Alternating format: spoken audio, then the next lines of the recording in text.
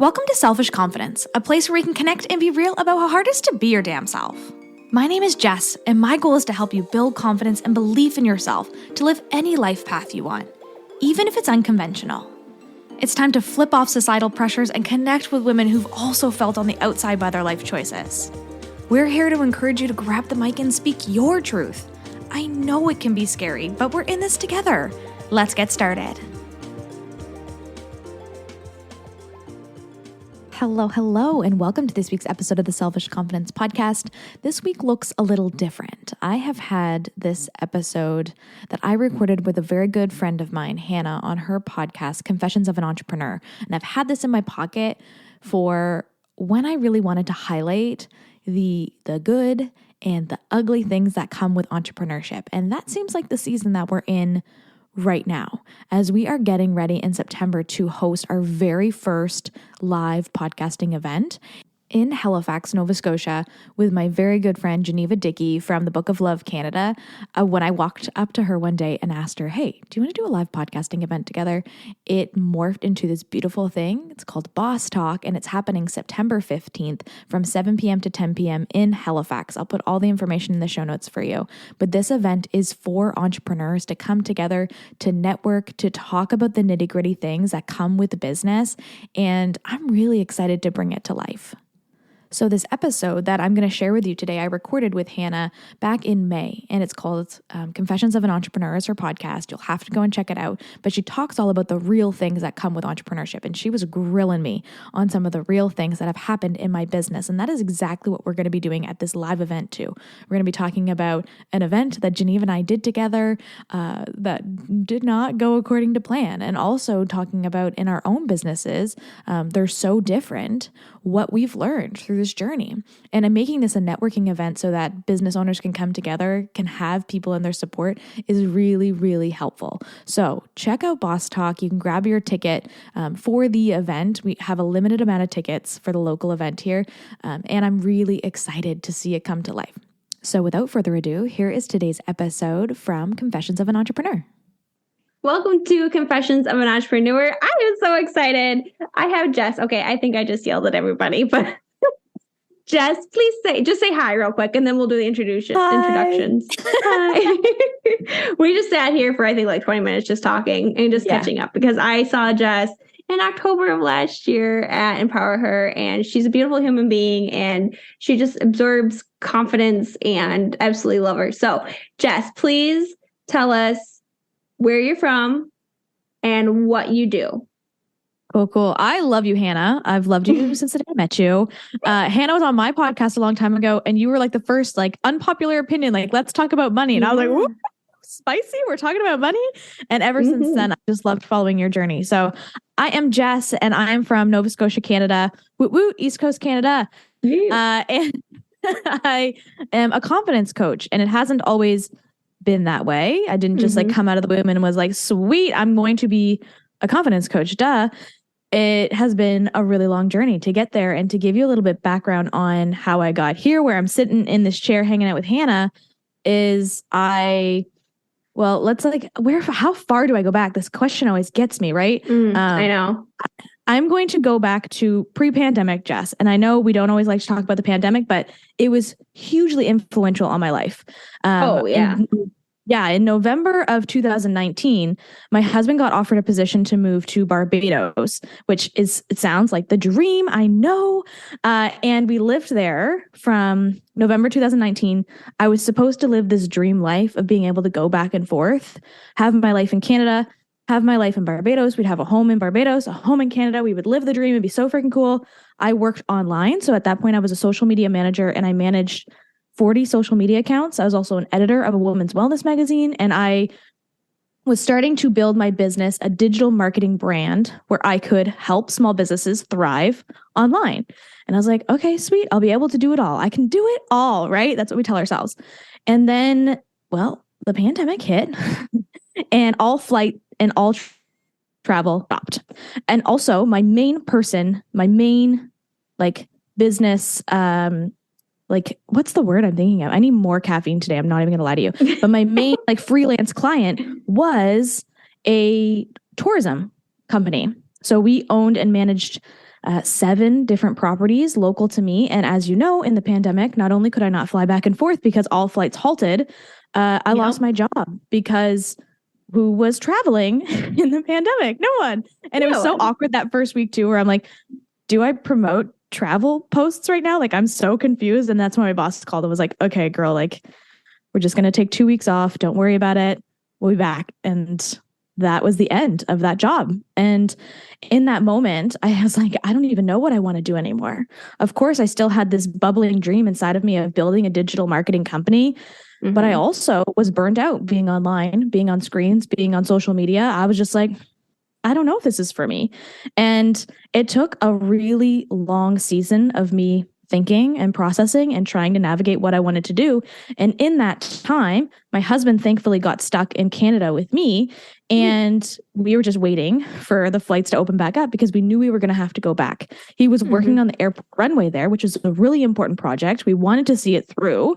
And we was like, well, I guess our only option is as soon as flights open back up, we're moving down there. We're moving there permanently.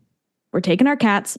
We're going to live this life. And I know it sounds glorious. It's like, yeah, Barbados, but Barbados in a pandemic, when you're really one of the only outsiders, anywhere you go, people know that you're one of the only non-islanders.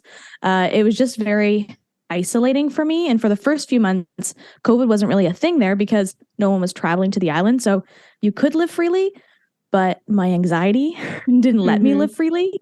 It kind of just like made me want to retreat into my house. I didn't want to talk to strangers. I didn't like smiling at people. And if you know me, like I love smiling. You do? But I didn't want to smile at people because I didn't want to invite people in. Yeah, it was like really uncomfortable. And so through this whole process, fast forward as it did come to the island and things happened and volcanoes erupted and hurricanes, all these craziness that happened in that life down there, I lost myself. Every single time something happened, I lost myself.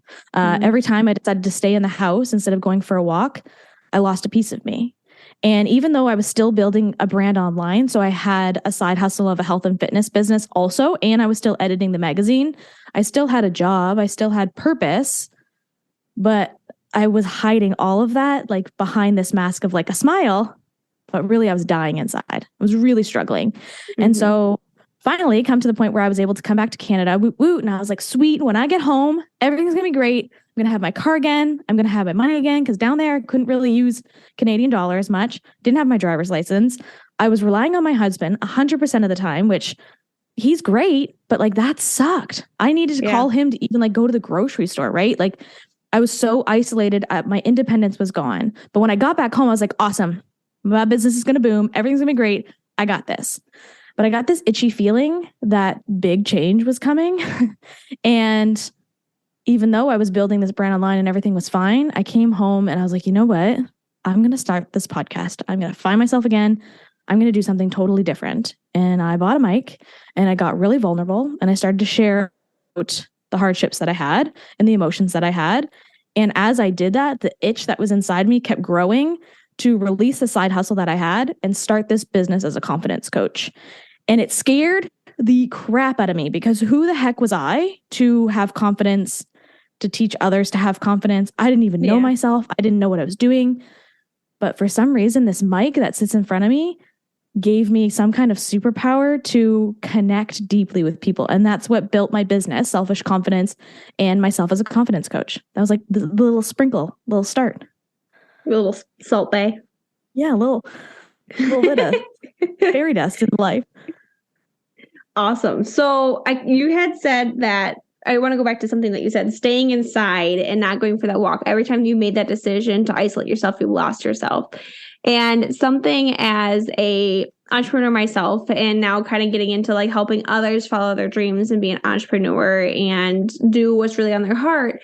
Something that I always tell people is your mental health needs to be in line. You need to be working on your mental health. Therapy, whether that's therapy, working out, whatever it is, you need to work on your mental health to be the best version of yourself before you can even like really like thrive in an entrepreneur setting. So what kind of, I know, like you said, the podcast really helped you, but was there anything else with your mental health and finding yourself again that really helped you to be prepared for yourself to start this journey? Yeah, there's actually a couple things. So I started therapy when I was living in Barbados.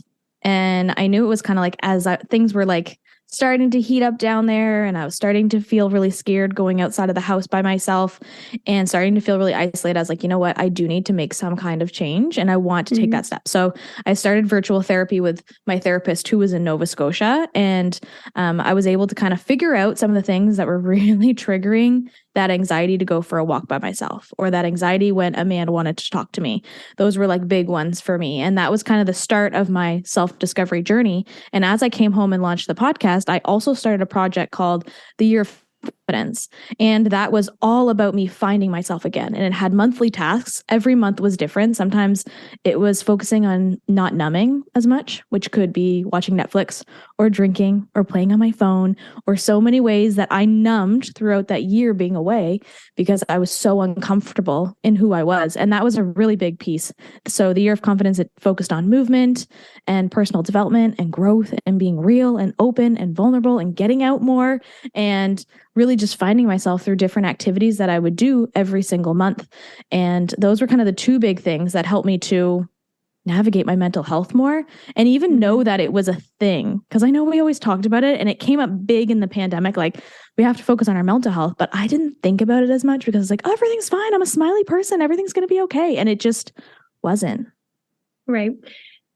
I think that, I'm trying to find the right words here. I think that that's definitely something that I'm very happy that it's becoming more and more aware with mental health. I know, like here in the Midwest, we still kind of have a little older thought process where mental health, that's not a thing. Buck up, get over it. You're just being overreactive. And it's very slowly starting to progress over here. I myself see a therapist. And when I first started that journey, even my husband didn't really quite understand why I was going to go see a therapist. And slowly, though, he started to see the difference that it was making and how much better I was in our communication together, how much easier it was for me to go after my dreams too, and just put myself out there. And so anybody who's listening, if you even have that cusp of, oh, maybe I should go see a therapist, or, oh, I don't need to go see a therapist, they'll just think I'm complaining all the time. You just give it a try. And I will say too, just a quick plug, my first therapist, I started to go see him back in 2020 before the pandemic started, like right before. She fired me. She stopped seeing me. Yeah. And I was like, oh, well, she probably just thought I was complaining all the time. She didn't think that I needed to be there anymore. Now that I think about it, I think that she actually just didn't want to see patients anymore through the pandemic, and she could have just said that. But my therapist now, so it might take you a couple therapists. So if one doesn't work out, please try another. But yeah. And for me too is movement. That's another one. And I have such a hard time. I do numbing as well. I will just scroll on my phone. I'll just binge Netflix or Hulu. And another one is shopping. That's another one for me is shopping. I'll numb, like just to get away from things like, oh, well, here's a little dose of serotonin and I'm good. And that's been a really slow process trying to fix that too. But yeah, and May is Mental Health Awareness Month. In case you didn't know, it is Mental Health Awareness Month. It is very important. So please, if somebody's listening in, go just try to figure out what maybe would help, because I think that is such a big point and start of starting your entrepreneur journey. Because if you can't believe in yourself, how's everybody else going to believe in you? So hell yeah. And I love too how you said your husband didn't get it, because that can hold a lot of people back from trying it too. Like my family says I'm crazy or this or that. I remember my family being like, oh, you therapist? Like, it's kind of weird. It's not weird. It's not. My mom constantly makes the comment, why do you need to go see a therapist? You have the perfect life. Ooh. Mm-hmm. Yeah. And that really hurts because I love my mom, but as a child, I have a lot of childhood trauma. And she sees that I have the perfect life. And which, don't get me wrong, I have a good life. I have a loving husband. I have a roof over my head. I have working cars. I have income. I do have a good life. My life is not the reason that I go to see a therapist. So just because you on paper have a good life does not mean that your mental health is in check. So just something to keep in mind. Just because on the outside it looks like you have a good life and that you should be fine and that people say that to you, you're like, well, I'm just being ungrateful. Stop. Get that out of your head right now and make that appointment. Trust me, it'll, even if you don't think that there is something, that therapist, if they're good, they will find something to help you work through. Maybe it's just communication. Maybe it's your self-reflection. For me, it's like body dysmorphia. That's the next thing that we're working on with me is my body dysmorphia. So, because diet culture in the 90s and 2000s, yay. Yeah, girl. Still hurting me here. Yep. Okay, so moving on from my rant and my spiel there. So when you decided to start the podcast and then eventually turn it into a business, how did your husband and your family support you or maybe not support you? Ooh, that's a great question. You know what? I will say I have a wonderful husband. I do. And I supported him all through that time in Barbados, right? I was home because I didn't have a life. So I was home cooking dinner and I was there when he came home from his 12-hour shifts 7 days a week. I literally was just waiting for him and I did everything. I took great care of him. At the same time, of course, still keeping my brand online, where it needed to be. But I was really supportive for him in that time. And when I came home and I started to kind of shift into doing something different and being really vulnerable and sharing things and getting out more, he was actually really supportive. And I say that with surprise because it can be a strange thing, right? To sit on this mic and to share your truth and to share absolutely everything that's going on in your life, even down to sometimes sharing about our sex life, right? There's so much that I talk about that's so real on this podcast that he's always been very supportive. He's listened to every single episode. Sometimes I get in the car and he is listening to me and that is so weird. I'm like, please just pause that. That's weird. I don't want to listen to myself. He is so supportive and has always been supportive. And I remember at one point things were ramping up. Things were really busy. I was gone a lot of nights for different events and having calls and things like that. And I remember being like, do you feel like left behind in any of this? Or do you feel like you're not a priority to me? And he said, you made me number one when we were away. You were supportive and everything. And he's like, I'm going to be supportive for you. Yeah, sometimes I do feel a little left out, but that's kind of where you're at right now. And that him saying that made me kind of shift my priorities, even though he was supportive of it. I was like, oh, wait, I don't want him to feel like he's not a priority in this as I'm building a business.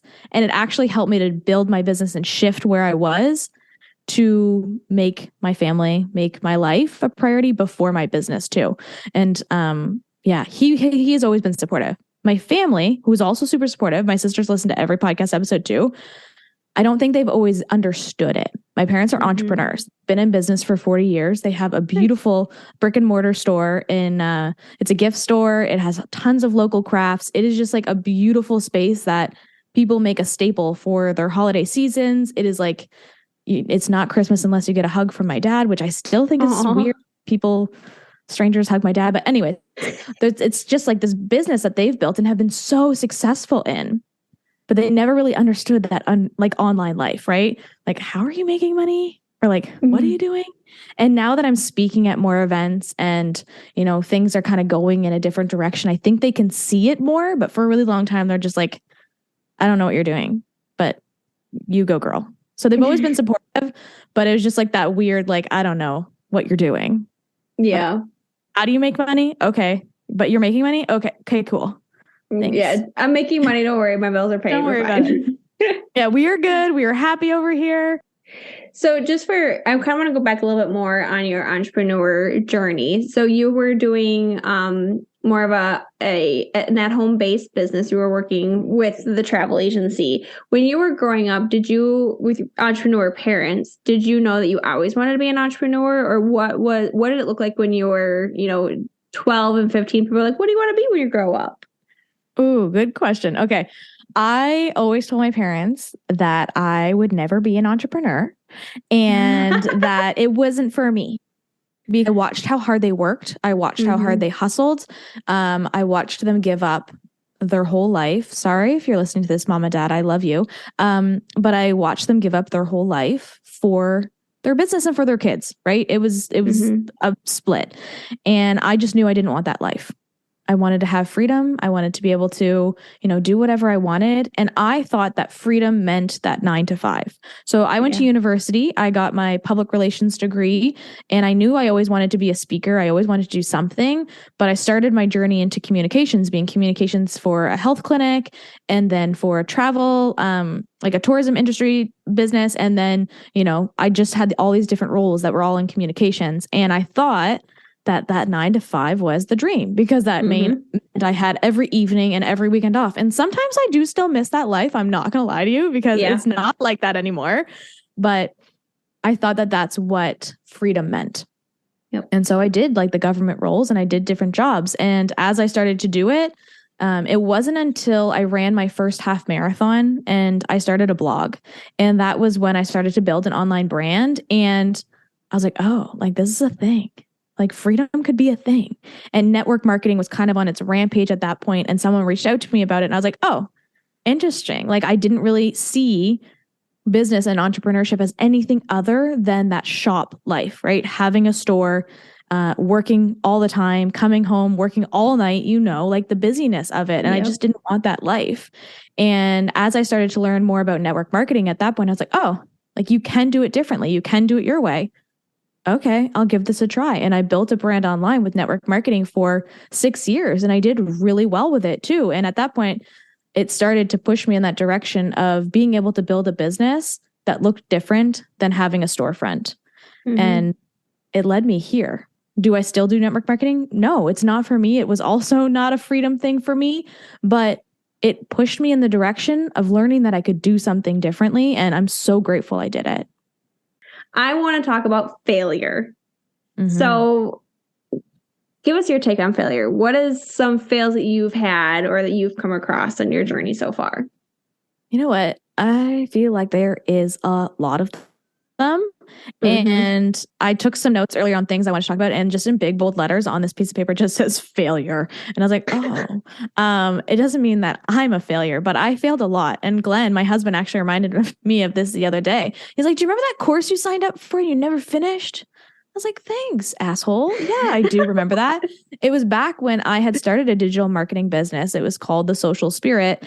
And I was going to help small businesses thrive online. And I was like, this is going to be sweet. Like, it's going to be so good. And I learned that I hated doing social media and digital marketing. And it just wasn't for me. I didn't want to be the girl making graphics and doing all the things. And essentially that business died. I let the name fail. It was totally fine that was the case. But like, that was one of my businesses that failed. Essentially, network marketing was also another business that failed. And I don't see these often as failures in my eyes, but I want to be so blunt about it, because all of these failures, my blog that failed and my business that failed, and then my next business that was like such a cool idea failed, led me here, led me to starting a business that felt totally aligned. And it wasn't even that those were failures. It was just that they weren't for me. Somebody else is doing that out there in the world, and they are freaking crushing it. I don't know if I can cuss on here, but I was going to let it out. Okay. They are fucking crushing it, right? They're doing that business. And if you ever read the book Big Magic, it talks about like ideas floating in the air and like they land on people. It's so woo woo, but I love it. Oh. Those ideas. Yeah. Big Magic by Liz Gilbert. So good. But those ideas are around, and the person who picks it up is going to crush it if it's meant for them. Those were not meant for me. And even though sometimes we see it as failure and my husband sees it as failure, it wasn't that. It led me here. It led me to this podcast, and it gave me an awesome foundation for figuring out what I wanted this business to look like and how I was going to take it to be successful. Yeah. I think something that's really important too, even if you're trying to look at somebody who's, I guess you could say, bigger, so for those people who are listening, look at people who are CEOs, who are president of companies, who have really successful businesses now. If you were to look them up, majority of them have had multiple businesses and ventures that have just failed. That the ideas were terrible. They lost a ton of money on it. It's not like they just like woke up one day and like, oh, I'm going to start Dry Bar. Like, and now all of a sudden it's a success. That's not the way that this works, right? It's like when you're learning to walk, you're going to fall down. You're probably going to bump your head and get a cut and cry and everything. But eventually you learn to run. And you learn to run on your own way, in your own terms, right? So, I mean, I did one or two network marketings. I thought that I started a 4-year, couldn't make it through it. I just didn't like the structure of it. I did get my associates online. I started multiple jobs. Like I think I had a new job every year between the ages of like 20 and 26. I got comments all the time. Oh, where are you working at now? What are you doing now? It took me years to figure out what I wanted to do. Like just a year ago, I had a podcast on money. I don't have that like it's still there, but I don't do anything with it anymore. I still like to talk about money and I still like to talk about credit. You get me talking about it and I'm chatting your ear off all day. But it's not something that I learned that I'm super passionate about. It just wasn't something that was really on my heart and that it wasn't what I was meant in the world to do. But doing that and starting that podcast and trying to do that business led me to this. Mm-hmm. And now in my deepest of hearts, I know even if I don't become like some big guru person about it and I'm writing books and speaking on big stages, the little bit that I could potentially do or a lot of it or whatever it is, I know that is what I'm meant to do. At least right now in this lifetime for me. Maybe in 10 years, it's something completely different. Maybe in 10 years, I do open a brick and mortar shop. I can't see myself doing that. I don't like structure, but you did say you like shopping, so I do like shopping. 2 months ago, I tried to talk my husband, let me open up a bridal store. Oh, never worked in a bridal store. Only bought one wedding dress. No. Yeah, he said no. It's okay. I found out they cost like $150,000 to start. Damn. On the very low end. So, yeah, probably a good thing for that. But I have a bunch of these other ideas that I want to do, but also at the same time, I could get overwhelmed too. But that's just the brain of an entrepreneur, right? We want to do all these things, we have all these ideas, and sometimes we just have to like pull back and be like, okay. Maybe have someone to be that voice of reason too, to be like, no, that's not a good idea.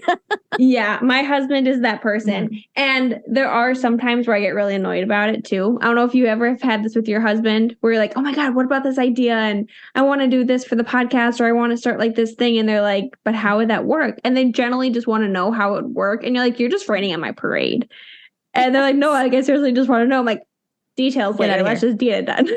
It's just an idea right now. I did that the other day, actually. I thought it's like, wouldn't it be so cool if we had this big piece of land and we put this like retreat house on it and it was on our land and it would be the coolest thing ever and it could be my business and like we'd live there, like it'd be sweet.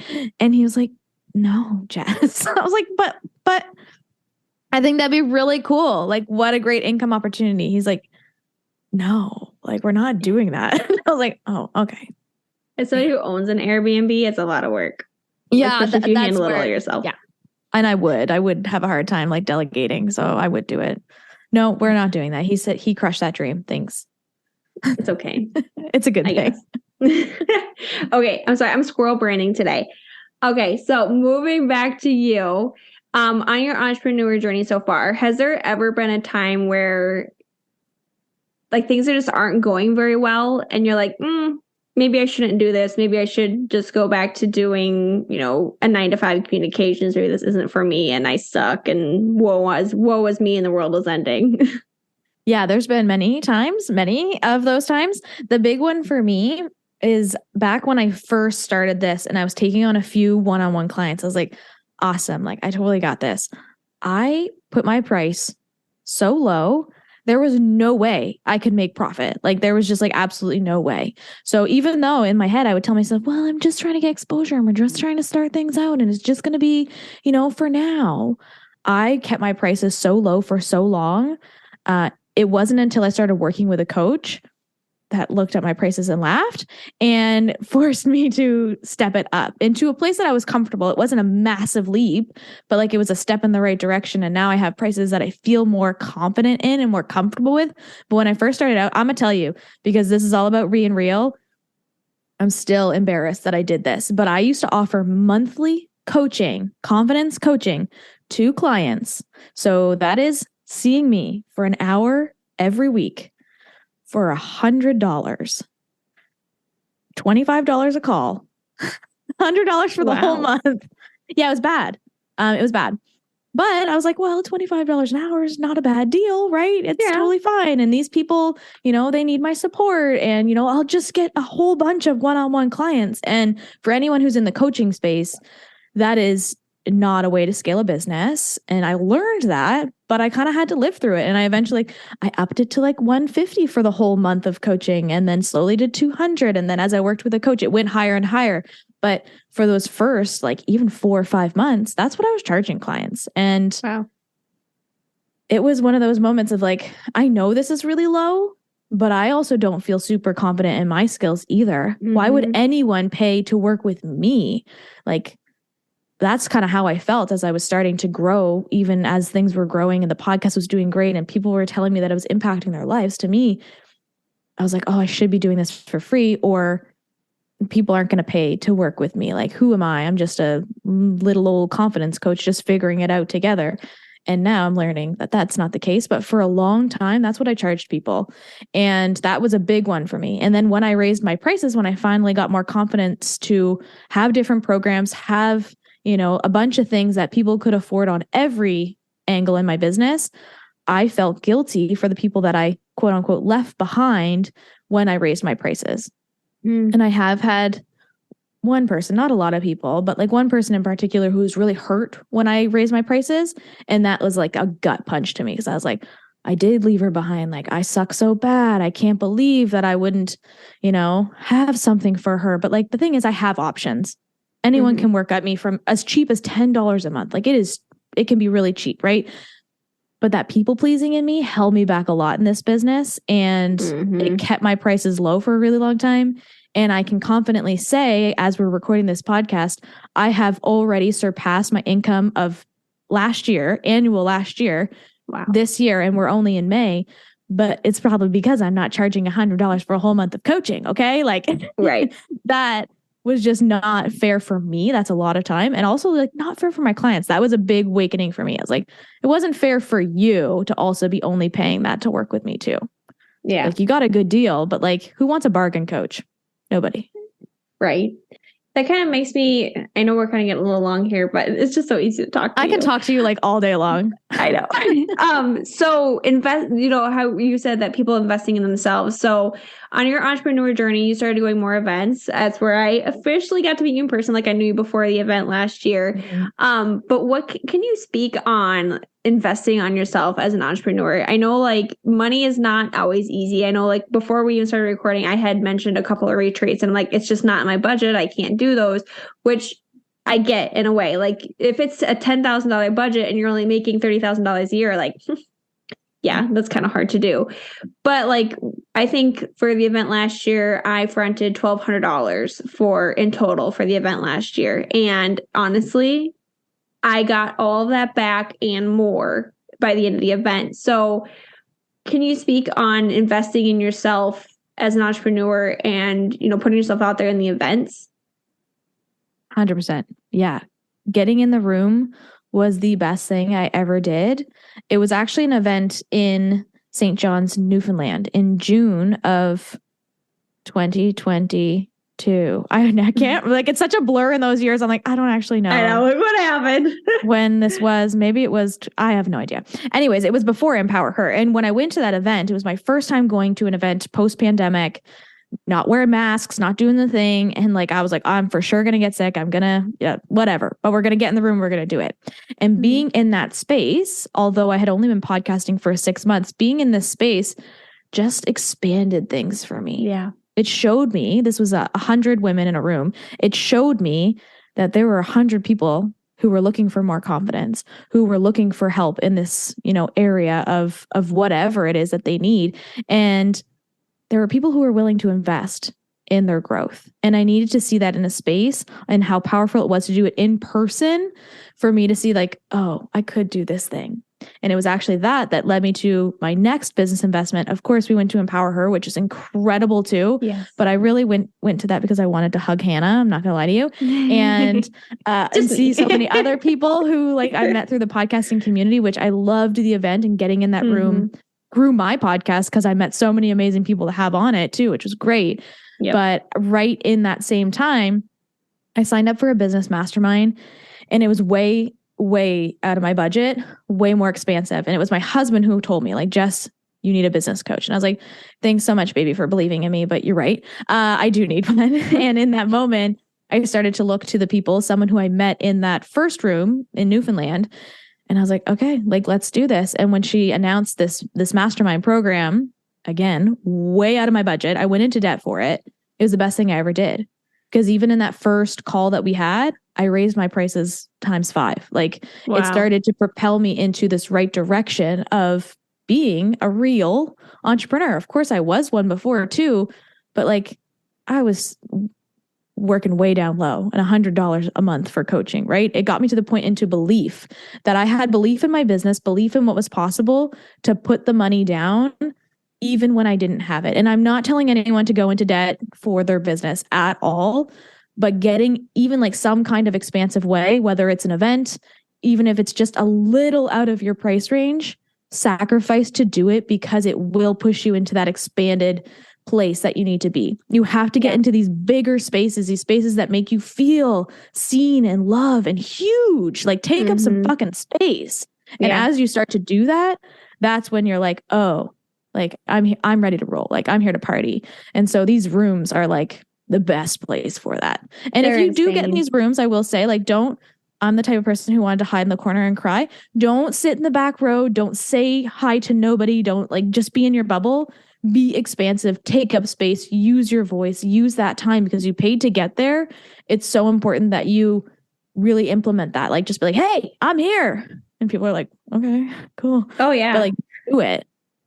Yeah, at the Empower Her last year, I think I went on that stage twice and I took the mic. And after like the first one, I was like, oh gosh, I shouldn't do that again. And then the second time, like, oh my gosh, people are going to think I'm really annoying. But you know what? Me getting on that stage, because I think the second time I said, I need people, I need community. And the amount of people who came up to me afterwards and said, I'm so happy that you got up there. We cried together. We laughed together. And I said, that's exactly what I needed. I'm so happy that you had the confidence to go up there and do that. And that alone gave me the confidence to start this podcast. This podcast wouldn't exist if I didn't go to that conference. It never would have happened.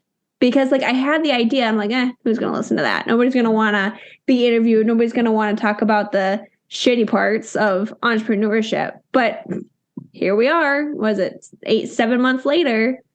And we love talking about the shit. I love talking about the shit. It is amazing. It's real life. It is what it is. And it's the stuff, I feel like it just makes us feel more human too, knowing that there's other people out there who want the same things that we want, who have those crazy ideas. And especially like me from small town Midwest America, like this isn't stuff that's talked about. When I say that I'm doing these things, feel like, what is that? Why are you doing that? Why don't you just go get a regular job, quote unquote regular job? Because I don't freaking want to. This is what I want to do. I want to make an impact. I don't want to go to a job from 8 to 5 and be working 10 hours a day and maybe get an hour of time to myself. Like that is not the ideal life for me. That is not what I want. And if you're listening to this podcast, you probably don't want that either. Yeah. So I'm getting passionate again, but I love it. Just let it out.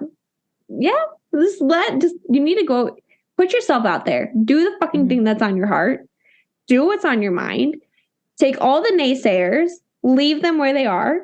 And then when they see you up on that stage doing that thing, and if they want to be back in your life at that point, that's up to you. You make that decision, but you show them that they were wrong.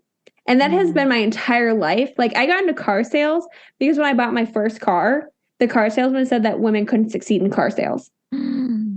So I went into car sales and I became the top female car saleswoman because I was the only one, both of the dealerships that I worked at, and I became finance manager within 6 months.